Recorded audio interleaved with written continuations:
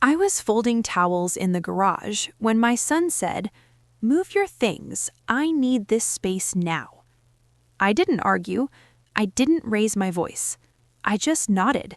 And that night, I checked one document that changed everything. Welcome to my channel. I share real-life stories about boundaries, dignity, and quiet strength. If you enjoy stories where patience meets justice, please like and subscribe. Now, let me tell you what really happened. The garage had always been my place. Not because it was special, but because it was the only space left to me. A folding table, a small radio, a chair with one uneven leg. That's where I sorted laundry, wrapped gifts, and sometimes just sat when the house felt too loud. My son, Mark, walked in holding a shiny new mountain bike, helmet under his arm, confidence borrowed from somewhere else. "Mom," he said, not looking at me, "I'm going to need the garage." I kept folding. "For what?" I asked. "My bike. Tools, storage. You don't really need this space." I looked around. The detergent, the chair, the radio playing softly. "I've been using it for years," I said. He sighed. That sigh children use when they believe their parents are outdated furniture.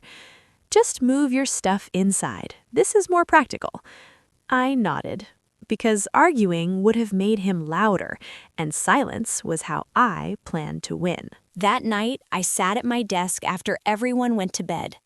The house was quiet, but not peaceful. I opened the old folder I hadn't touched in years. Inside it was the deed, the address, the signature, the truth. Owner, Margaret L. Hale. Only one name. Mine. Mark had moved back in after his divorce. Just for a year, he said. That was 5 years ago.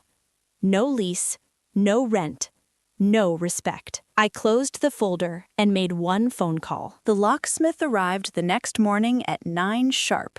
He was polite, didn't ask questions. I pointed to the garage door. "New lock," I said, "and give me the only key." He nodded. By 9:40, it was done. I held the key in my palm. It was small, but it weighed more than every apology I'd swallowed. Mark came home that afternoon. I was making tea. He tried the garage door once, then again, harder. Then he walked inside. "Mom," he said, confused, "why doesn't the garage open?" I took a sip of tea. I changed the lock. He laughed, actually laughed.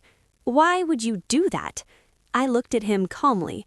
"Because you said I don't need the space, and you're right." His smile faded. "So where's my bike supposed to go?" I set my cup down.